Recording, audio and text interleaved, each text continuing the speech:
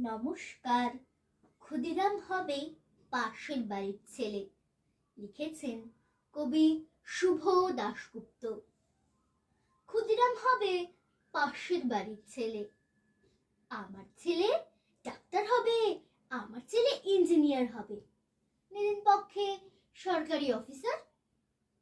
ক্ষুদিরাম হবে পাশের বাড়ির ছেলে।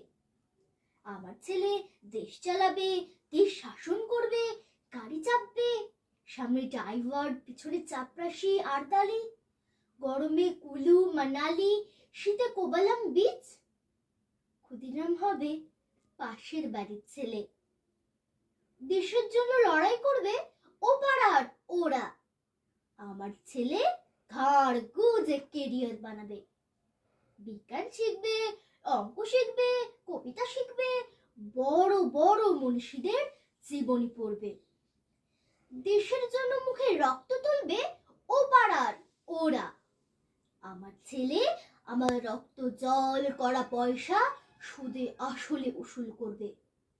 নেতাজি সুভাষ হয়ে দুরন্ত দুঃসাহসে ঘর ছাড়বে অন্য কেউ। আমার ছেলে নেতাজির জীবনী লিখে অ্যাওয়ার্ড পাবে।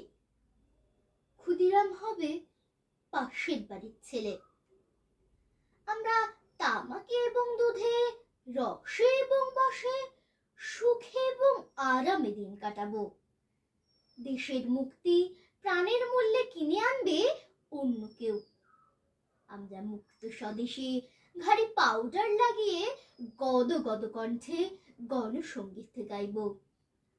সারে জাহাঁ সে আচ্ছা হিন্দুস্তা हमारा हमारा, सारे जहां से अच्छा। ক্ষুদিরাম হবে পাশের বাড়ির ছেলে। নমস্কার।